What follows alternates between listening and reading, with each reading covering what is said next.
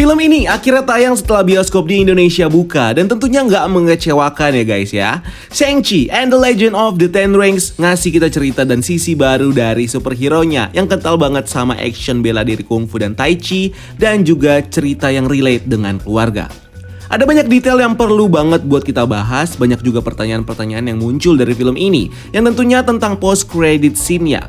So, di video kita kali ini kita bakal nge-breakdown film Shang-Chi and the Legend of the Ten Rings.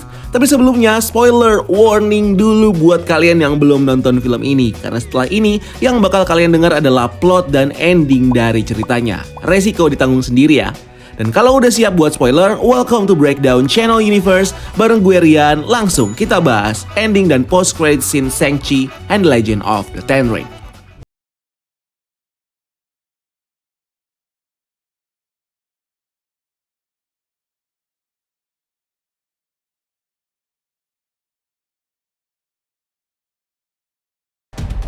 Shang-Chi and the Legend of the Ten Rings menceritakan tentang backstory dari karakter ini, keluarganya dan organisasi Ten Ring-nya. Ayahnya, Su Wenwu, sudah hidup ribuan tahun karena memegang 10 gelang yang di film ini dijelaskan memiliki kekuatan dewa. Di komik, Ten Ring ini berbentuk cincin dan masing-masing punya entiti kekuatannya. Berbeda dengan yang diceritakan di film ini yang justru berbentuk gelang yang mirip-mirip dengan gelang besi yang dipakai di film Kung Fu Hustle. Tapi di sini, gelang ini bisa dijadikan bentuk senjata apa saja, seperti cambuk, sampai bisa ditembakkan seperti peluru. Di film ini, legenda dari Ten Ring ini sudah dikenal dari berbagai generasi, tapi hanya satu orang yang menjalankan organisasi ini dari dulu, yaitu Su Wenwu.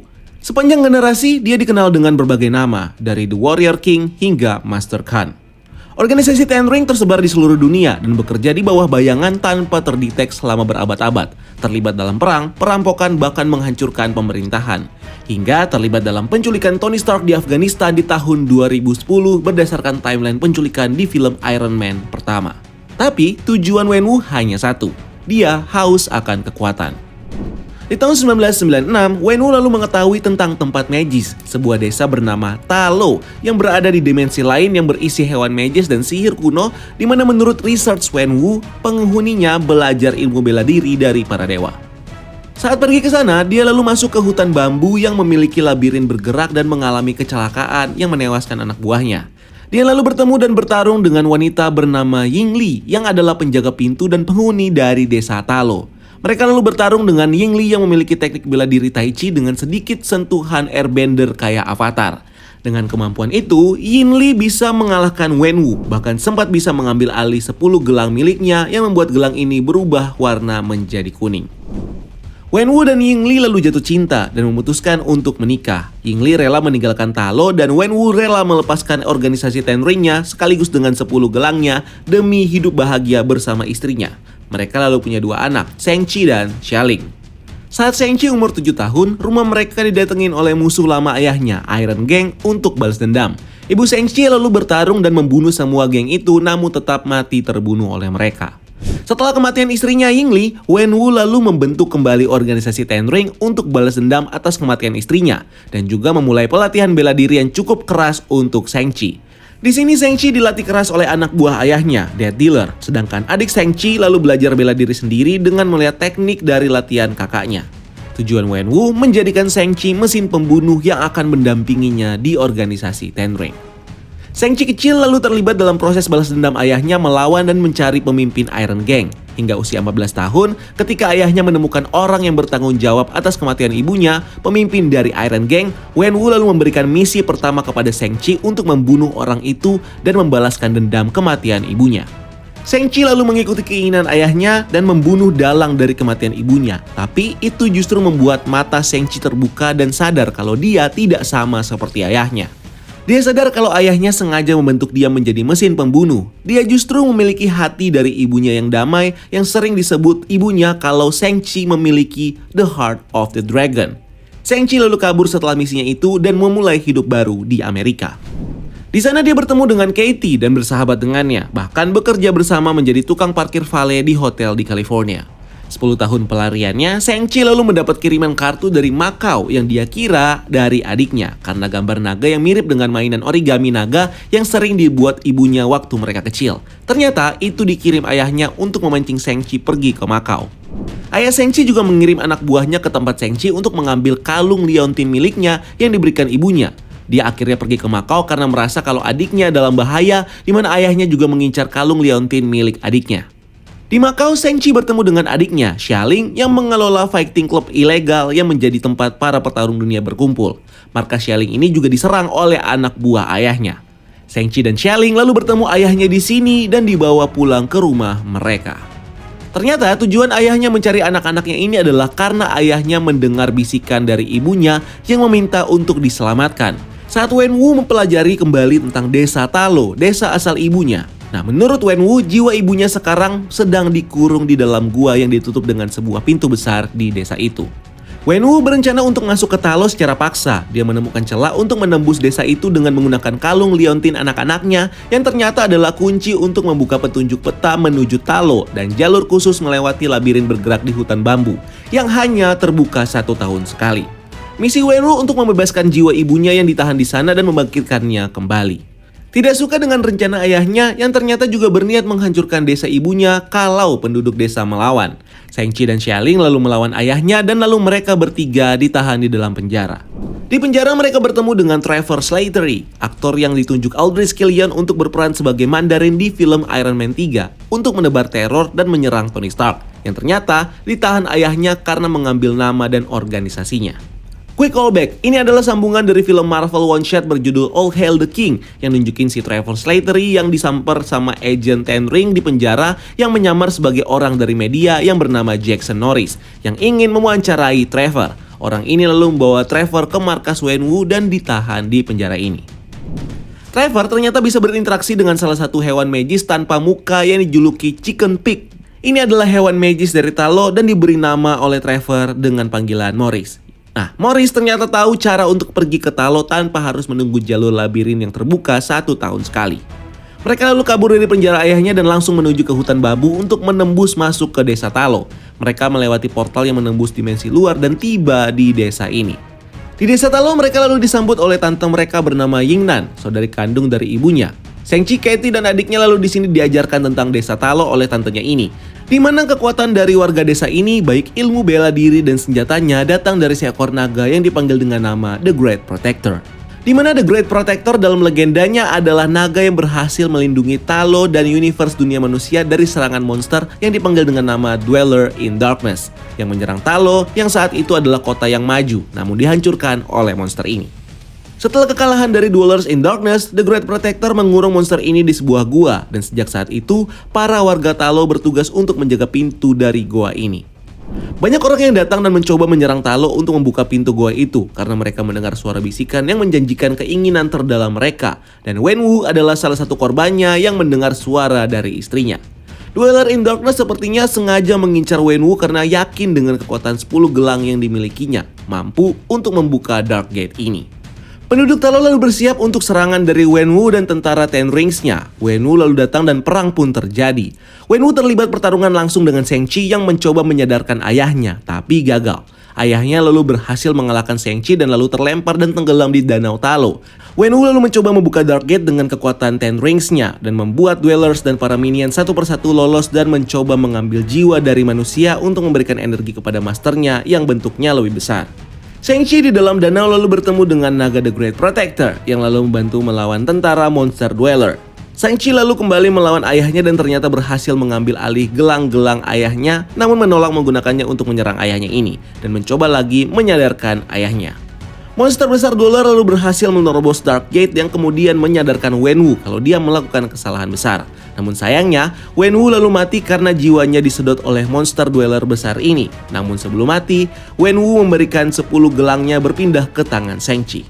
Shang-Chi kemudian menggunakan 10 gelang ayahnya dan bertarung bersama The Great Protector dan juga adiknya untuk mengurung kembali monster Dweller. Berkat panah dari Katie dan juga Shang-Chi yang menggunakan 10 gelangnya menyerang dari dalam tubuh Dwellers, akhirnya bisa mengalahkan Dwellers dan juga menghancurkan monster ini dan membawa kemenangan bagi warga Talo. Film ini berakhir dengan Shang-Chi dan Katie yang kembali ke Amerika dan sedang nongkrong sama temannya. Hingga Wong tiba-tiba muncul dengan portalnya mencari Shang-Chi dan mengajak Shang-Chi dan Katie untuk masuk ke kamar Touch melalui portal itu. Dan disinilah film ini berakhir. Nah, film ini punya dua post credit scene, satu mid credit scene dan juga satu post credit scene di paling belakang. Mid credit scene dari film ini merupakan tepat lanjutan dari ending filmnya, di mana Wong yang mengajak Shang-Chi dan Katie ke kamar Touch lalu menganalisa 10 gelang milik Shang-Chi, ngezoom dan juga melihat energi apa yang ada di gelang-gelang ini. Wong cukup heran dengan 10 gelang ini yang tidak match dengan artefak yang dipelajari para sorcerer dan tidak ditemukan di catatan mereka. Wong lalu bertanya kepada Bruce Banner yang terkonek dengan teknologi hologram call yang seperti kita lihat di film Avengers Endgame saat Natasha meminta laporan dari para Avengers yang masih tersisa.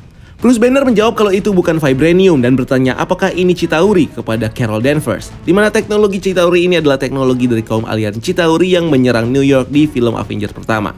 Captain Marvel lalu menjawab kalau ini tidak seperti teknologi alien yang pernah dia lihat. Carol lalu bertanya kepada Shang-Chi sudah berapa lama ayahnya memiliki 10 gelang ini sebelum dia memberikan ini kepadanya.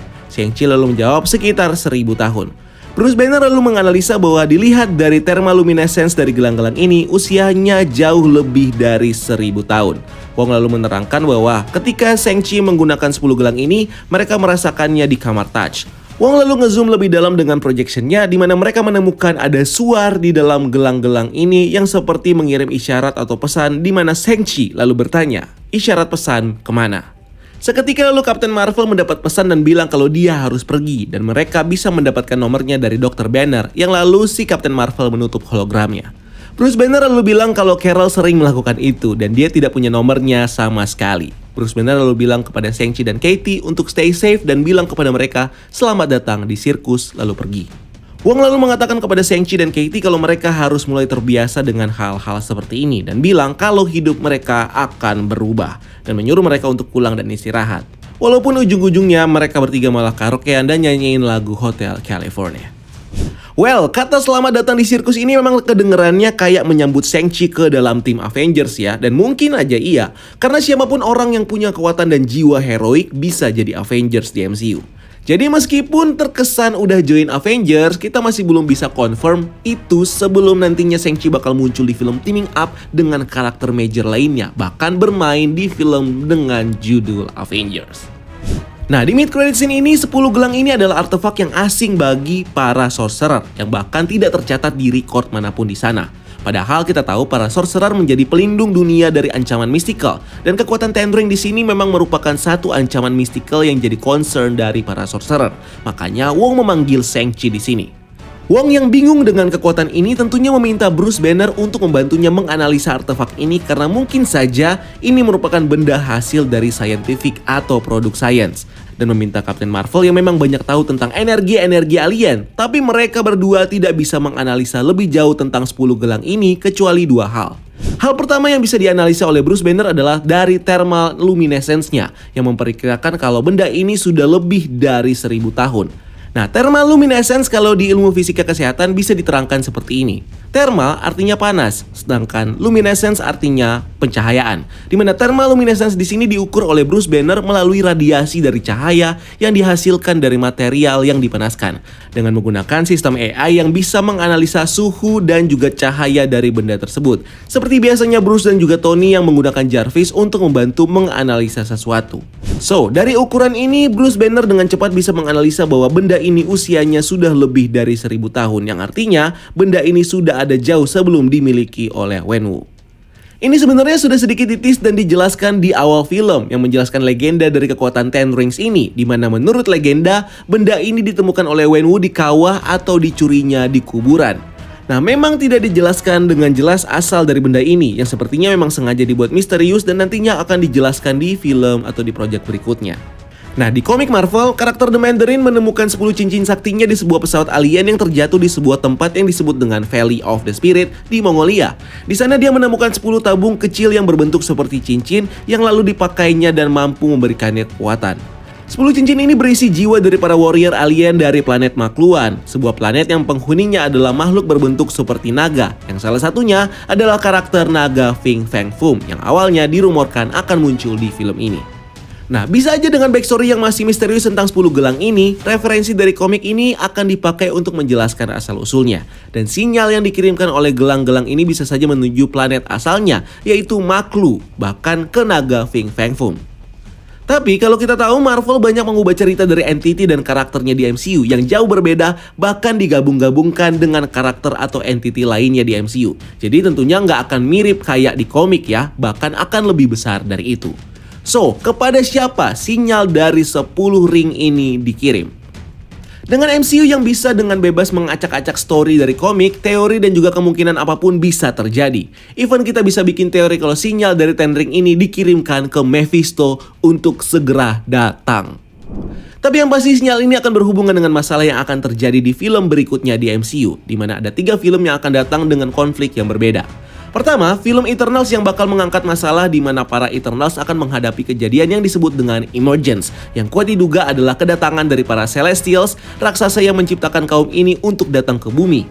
Juga permasalahan mereka dengan Deviant.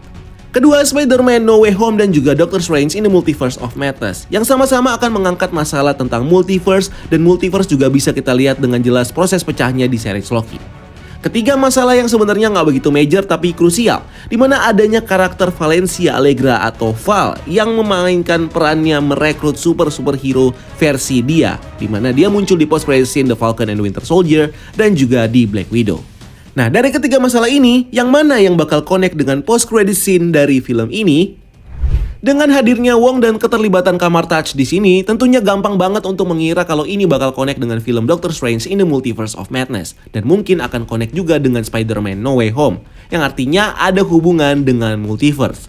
Apakah Ten Ring ini mengirimkan sinyal untuk Kang the Conqueror? Apakah ini adalah artefak milik Kang dari universe lain? Makanya Wong, Bruce Banner, dan juga Carol Danvers gak tahu tentang benda ini.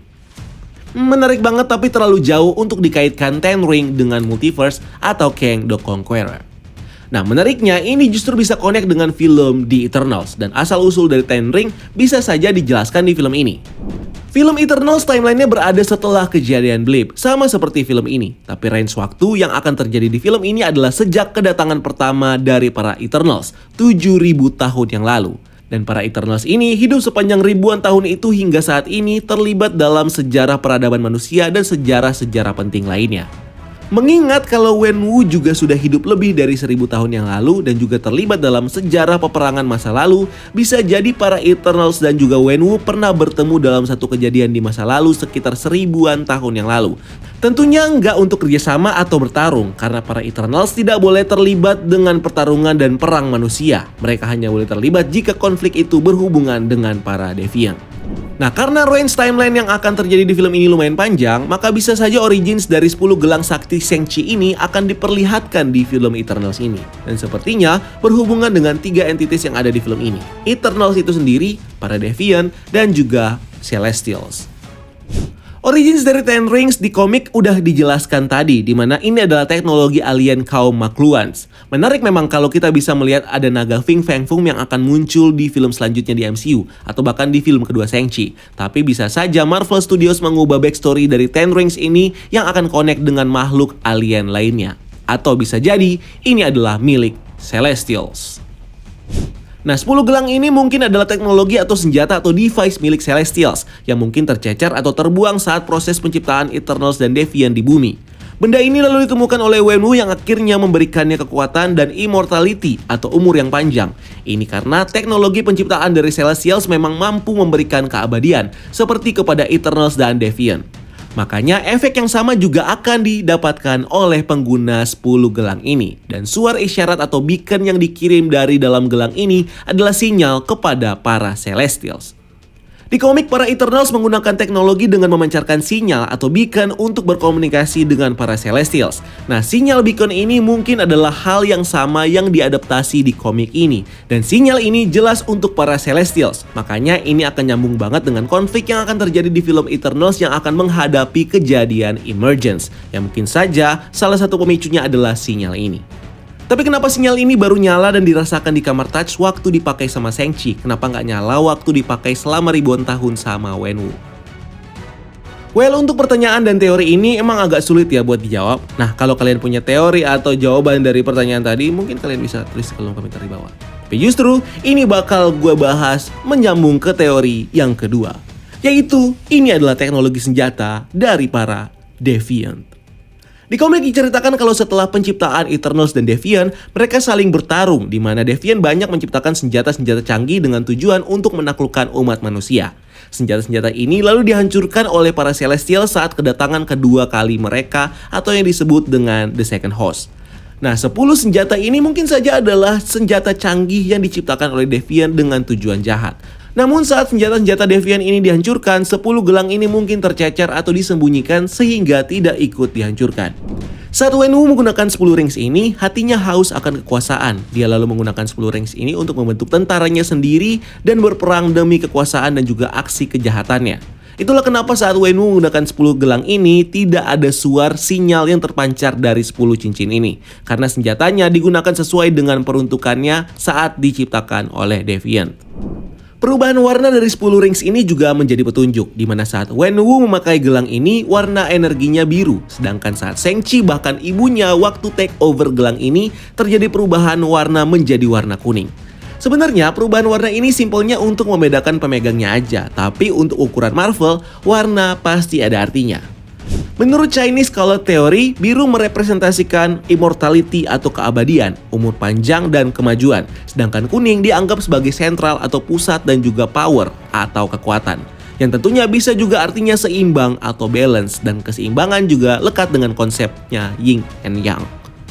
Nah, pertanyaannya, kenapa gelang ini justru baru mengirim sinyal ketika dipegang sama Shang-Chi? Kenapa tidak sejak dipegang sama Wenwu selama berabad-abad? Artinya, seperti terjadi kesalahan fungsi di gelang ini waktu dipegang sama Shang-Chi, yang nyambung sama teori gue kalau Ten Rings ini diciptakan sama Deviant.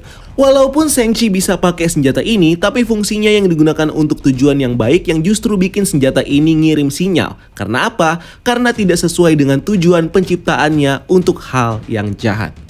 Kecuali sinyalnya dikirimkan gelang ini justru kepada karakter yang baik atau protagonis, dan tujuan jahat penggunaan senjata ini justru menutup sinyal ini. Makanya baru aktif ketika Shang-Chi yang megang, karena hati Shang-Chi yang tergolong baik. Nah, ini yang ngarahin gue ke satu teori lagi tentang Ten Rings ini, dan sebenarnya ini adalah teori yang paling gue suka. Dimana gelang Ten Rings ini mengirim sinyal ke pencipta gelangnya saat gelang ini dipakai sama orang baik, sesuai dengan peruntukan penciptaan dari gelang ini, yaitu untuk tujuan yang baik, yang mengarah ke satu karakter dan satu device yang mirip dengan gelang Ten Rings ini. Gelang Ten Rings ini mungkin adalah versi gabungan dari 10 cincin Ten Rings dengan satu senjata lagi dari komik Marvel, yang adalah Quantum Bands. Quantum Bands adalah sebuah device berbentuk gelang yang bisa digunakan untuk memanipulasi energi.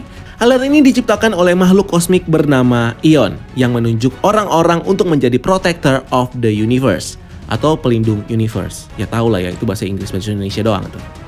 Ion mempersenjatai Protector of the Universe dengan alat ini untuk menjadi lebih kuat menjalankan tugasnya. Di komik juga tidak begitu jelas dari mana alat ini sebenarnya berasal. Ada yang bilang Ion membuatnya sendiri atau mengambilnya dari suatu tempat atau suatu sumber. Pemegang pertama dari gelang ini adalah karakter bernama Glakandar dan penyandang title Protector of the Universe pertama miliaran tahun yang lalu. Ion biasanya mengontrol orang yang memegang Quantum Bands ini, tapi terkadang di beberapa kesempatan justru menyebabkan alat ini jatuh ke tangan yang salah dan bisa digunakan untuk makhluk yang tidak layak untuk menggunakan alat ini. Setelah dipakai, alat ini menyatu dengan sistem syaraf penggunaannya yang memungkinkan penggunanya mengontrolnya dengan mental. Alat ini juga memanipulasi energi dan mengekstraknya dari quantum zone, mampu mengontrol spektrum elektromagnetik dan juga mampu menyedot life force atau daya hidup dari orang lain untuk menghasilkan kekuatan yang tinggi. Quantum Bands dan gelang Ten Ring di sini ditemukan ada persamaan. Dari bentuknya sebagai gelang, mampu memberikan kekuatan kepada penggunanya, bisa connect melalui syaraf dan bisa dikontrol dengan mental, dan punya kekuatan elektromagnetik. So, Marvel bisa saja menggabungkan cincin Ten Ring dengan Quantum Bands menjadi satu device baru, gelang Ten Ring yang kita lihat di film ini, dengan fiturnya yang juga digabungkan. Usia gelang ini juga diperkirakan jauh lebih lama dari 1000 tahun. Artinya, bisa juga alat ini sudah eksis miliaran tahun yang lalu, dan sebelum Wenwu, ada orang atau makhluk yang menjadi pemegang dari gelang ini. Nah, Wenwu bisa saja dikategorikan sebagai orang yang salah, yang tidak layak memegang gelang ini. Dan untuk itu, Ion kehilangan kontrol atas gelang ini. Wenwu tentunya tetap bisa menggunakan alat ini, bahkan menjadi sangat jago, karena ini bukan Mjolnir yang hanya bisa digunakan oleh orang yang layak saja. Tetapi ketika gelang ini dipegang oleh orang yang layak, kontrol ion atas gelang ini jadi aktif kembali, dan untuk itulah kita melihat ada suar sinyal yang ada di dalam gelang ini karena gelang ini sudah mendapatkan kontrol dari ion. Itulah kenapa warnanya berganti menjadi kuning saat dipegang oleh Shang-Chi. Di mana warna kuning ini justru adalah warna energi asli dari 10 gelang ini, dan Shang-Chi adalah orang yang layak untuk menggunakan senjata ini. Dan bisa saja ada potensi kekuatan yang lebih besar yang bisa digunakan oleh Shang-Chi dari gelang ini dibanding saat digunakan oleh ayahnya. Yang pasti kekuatan ini jauh lebih besar dan kuat. Well, karakter Ion mungkin bakal diadaptasi di MCU nih, mungkin juga enggak, atau mungkin bakal digabungkan dengan karakter lain. Yang pasti siapapun yang dikirimkan sinyal dari 10 ring ini adalah si penciptanya sendiri yang akan memberikan tugas baru kepada Shang-Chi sebagai pemegang yang layak dari gelang ini sebagai the protector of the universe, atau dengan istilah lainnya. Kalau based by comic ya jadi protector of the universe. Mungkin punya versi yang lain kalau di MCU. Well, ini jadi pembahasan yang panjang sebenarnya untuk dianalisa. Tapi teori-teori yang gue jelasin tadi bisa jadi asumsi awal untuk menjawab tentang sinyal yang dipancarkan sama Ten Rings ini. Kaum alien makluan kah seperti di komik, Celestials, Deviant, atau si Ion ini? Nah, kalau kalian punya teori, silahkan tulis di kolom komentar di bawah. Tapi kita bakal lanjut di post credit scene yang kedua. Di post credit scene yang kedua, ini menunjukkan hal yang lebih simpel, di mana organisasi Ten Rings sekarang dipimpin oleh Xia Ling setelah kematian ayahnya dan Shang-Chi yang kembali ke kehidupannya di Amerika. Di scene ini, Xia Ling duduk dengan lambang Ten Rings di belakangnya, yang mirip dengan scene saat Wenwu memimpin Ten Rings di zaman yang dulu. Perubahan besar terjadi di markas organisasi Ten Rings ini, di mana tentara-tentara Ten Rings di bawah Xia Ling tidak lagi membedakan jenis kelamin seperti yang terjadi di bawah pimpinan Wenwu yang hanya laki-laki aja yang dilatih. Di sini perempuan juga ikut berlatih dan setara dengan laki-laki. Dekorasi markas ini juga terjadi perubahan, di mana terlihat lebih underground dan juga street dengan graffiti di dinding-dindingnya yang anak muda banget lah pokoknya. Pertanyaannya, apa yang akan dilakukan Xia Ling dengan organisasi Ten Rings ini? Jaringan organisasi Ten Rings sudah sangat settle dan memiliki jaringan di seluruh dunia, yang artinya organisasi ini sulit buat bubar. Xia Ling yang mengambil alih Ten Rings ini tentunya untuk tetap menjaga eksistensi dari organisasi ini, yang akan disesuaikan dengan tujuan pribadi dari Xia Ling sendiri. Dibanding dengan Shang-Chi, Xia Ling sebenarnya berharap untuk terlibat di Ten Ring waktu ayahnya hidup, bahkan berharap untuk diberikan peran di dinasti ayahnya ini. Ada dialog yang dikatakan Xia Ling di film yang bilang, jika ayahnya nggak izinin dia masuk ke dinastinya, dia akan bikin dinastinya sendiri.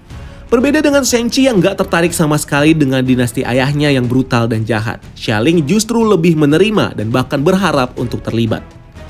Tujuan Xia Ling memang belum begitu jelas, tapi yang pasti masih akan ada hubungan dengan fighting club yang dia dirikan di Macau, yang sepertinya bakal diekspand menjadi lebih besar dengan memanfaatkan organisasi Ten Ring ini. Terlihat di adegan post credit scene ini, anak buahnya seperti sedang melihat profil dan foto dari orang-orang yang sepertinya adalah fighter-fighter yang akan bertarung di kompetisi pertarungannya itu. Tapi tentunya nggak cuma ngurusin soal fighting aja. Organisasi Ten Ring yang sudah kuat di dunia tentunya nggak bakal diubah sama Xia Ling. Masih akan tetap menjalankan jaringan mafia, terorisme, hal-hal ilegal dan kejahatan lainnya. Bahkan bisa jadi Ten Ring pimpinan Xia Ling ini menjadi bos atau klien dari Valentina Allegra the Fountain atau Val yang muncul di post credit scene The Falcon and the Winter Soldier dan Black Widow yang sengaja merekrut John Walker dan Yelena Belova. Bahkan juga akan terlibat dengan Sharon Carter dan organisasi Power Broker untuk urusan persenjataan. Di film Iron Man pertama, kelompok Ten Ring di Afghanistan mengatakan kalau mereka adalah pelanggan setia dari perdagangan senjatanya Stark Industries dan bahkan menculik Tony Stark untuk sekedar membuatkan mereka misil Jericho buatan Stark Industries. Jadi urusan persenjataan juga masih akan jadi urusan bagi organisasi Ten Rings ini. Dan dengan Stark Industries yang tidak lagi menjual senjata dan Sharon Carter yang sekarang punya akses dengan teknologi persenjataan Amerika, Sharon Carter tentunya bakal terlibat dengan Xia Ling dan organisasi Ten Ring-nya dalam hal teknologi persenjataan. Dan akan nyambung tentunya dengan series Armor Wars, di mana series Armor Wars ini bakal menceritakan Rudy yang bakal membereskan permasalahan senjata ciptaan Stark Industries yang jatuh ke tangan yang salah, di mana salah satunya ada di tangan organisasi Ten Rings ini, yang kita tahu menggunakan senjata Stark Industries untuk kejahatan dan juga terorismenya. Kedepan Ten Rings akan mewarnai dunia kriminal Marvel Cinematic Universe yang pelan-pelan udah mulai dibentuk dari kota Madripoor di series Falcon, karakter Val yang merekrut villain, dan Sharon Carter yang punya Power Broker. Bahkan mungkin juga organisasi Ten Ring akan muncul sebagai mafia yang dihadapi di series Hawkeye nanti oleh Kate Bishop dan juga Clint Barton.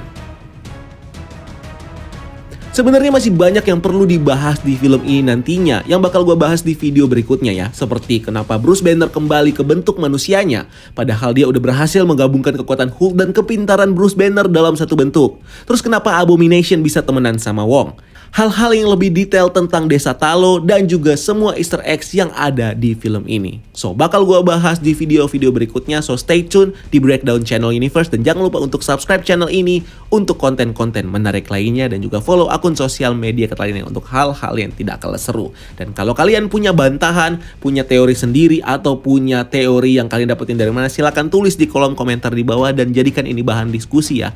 Karena tidak semua teori yang gue bahas di sini akan terjadi. Karena ini juga ya namanya teori ya, fan teori bisa salah bisa juga benar. So, sampai ketemu guys di video selanjutnya. Gue Rian, keep exploring the multiverse.